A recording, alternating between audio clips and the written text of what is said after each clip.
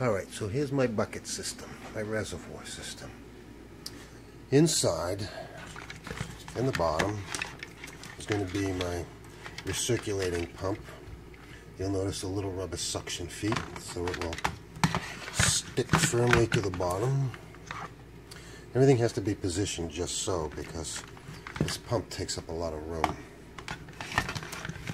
And these disc air stones take up a lot of room too. I'm gonna see if I can get some money. I'm gonna buy a couple of more of these cylinder stones. They take up less floor space in the bucket. But so this sits in the bottom, pumps nutrient from the bottom up, goes up through this. It's going to go through a little hole in the lid, and then it will just continuously pump water, drip feed, top feed irrigation. And these are necessary to aerate the roots, to oxygenate the roots. And I would like to get even more air stones in here than this, because you really can't have enough oxygen for your roots. But it would mean having to add more pumps and spending more money. So maybe sometime later. And here I have holes so that to keep everything somewhat organized, what I do is I feed the air stone hoses out through these holes.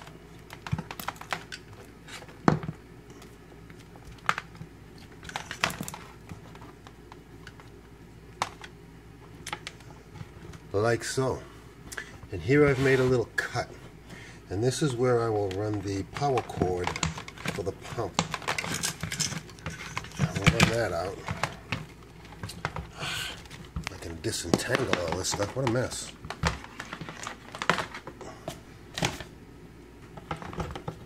So I will run the power cord out.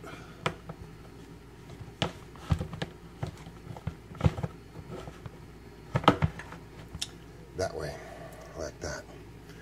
And that helps to keep things a little neater in here. It can get a bit chaotic with all these hoses and cords and stuff. So I try to keep it neat. These holes here came with the tub. This is called a rope tote.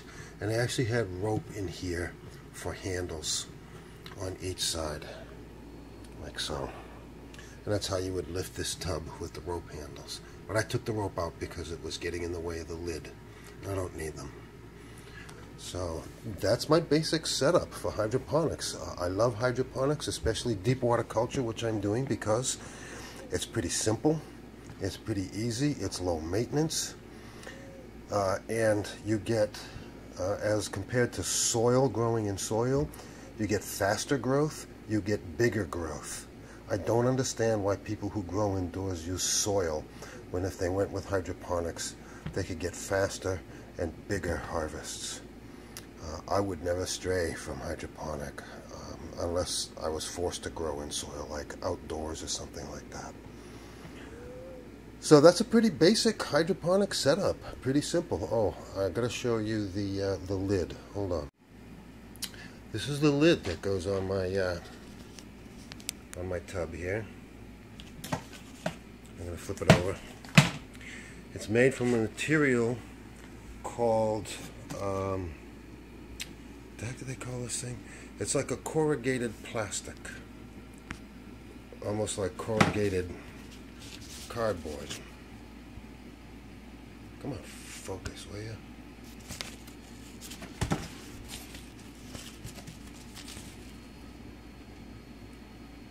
Come on, there we go. Oop. It's a corrugated plastic. It's called Coroplast, and you can get it at I got it at Home Depot. It's relatively inexpensive. It comes, you can get it in different sizes.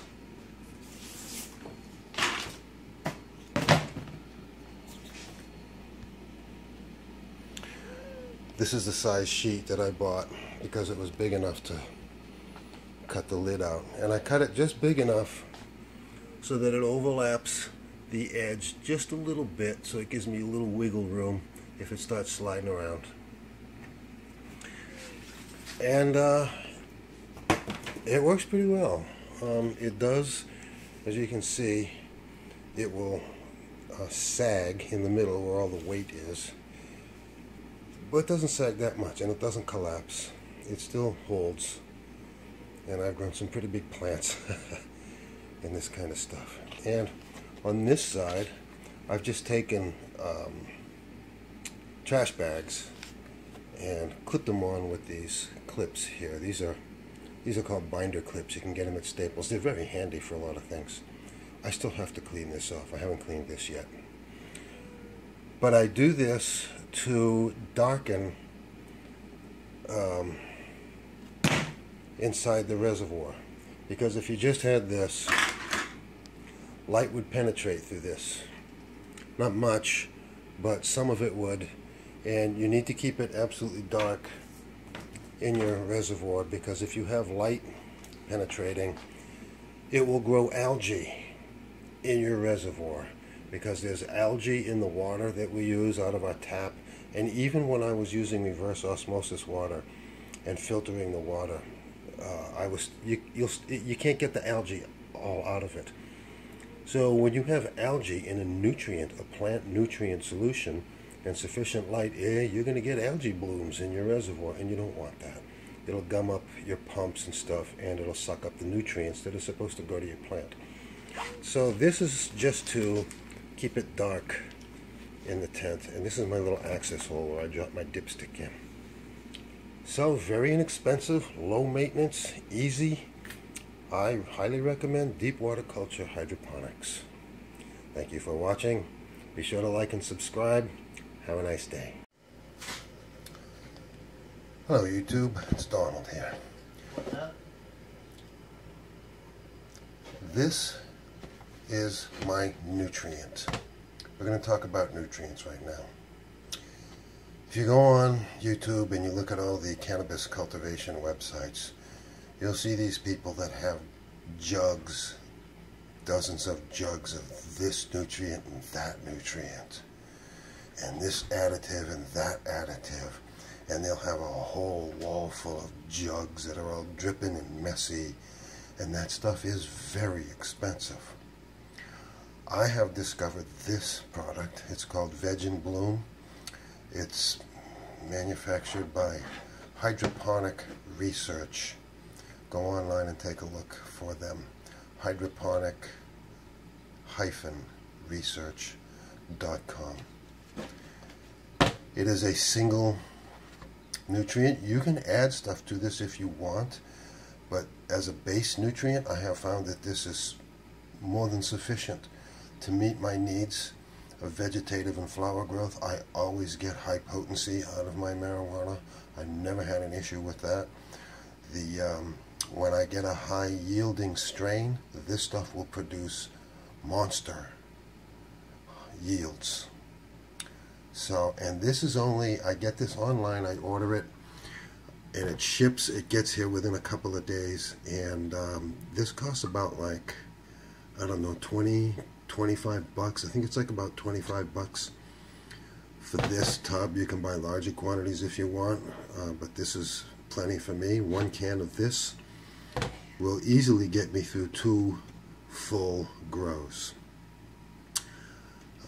It mixes 1 teaspoon per gallon will produce 540 parts per million of nutrient solution, and that is the maximum I would want to use in my plants for both vegetative and flowering, because I have discovered that some plants are very sensitive, and when the ppm gets up higher, like around 600 or even higher, I have gotten root burn.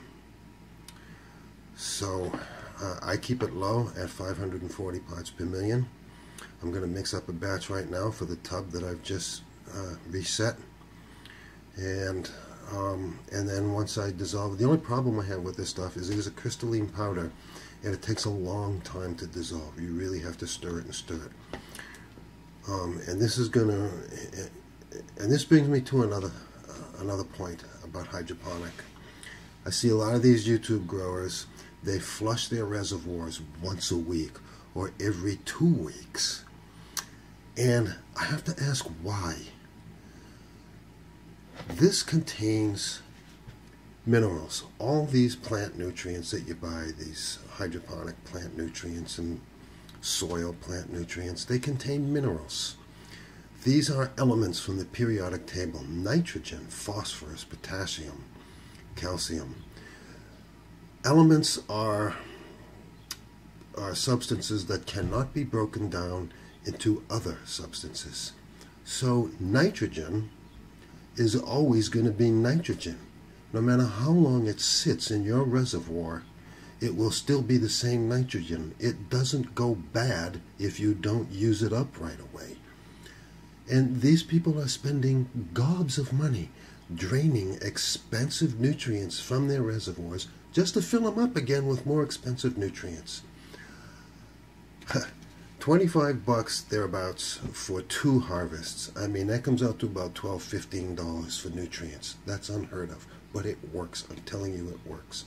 Why spend all that money and take up all that space with all those jugs that drip and spill all over the place when you can use something like this and get excellent results? And all you need to do is just adjust the parts per million. You start out low, like when the plants are just seedlings. I try to keep the ppm between 250 and 300, because if it gets any stronger than that, you'll burn the roots and kill them.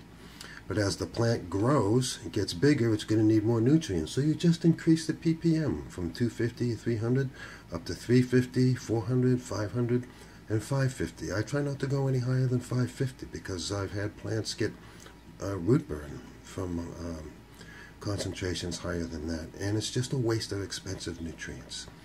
So I'm about to mix up a batch of this so I can refill my reservoir. And I'm going to do that and get right back to you.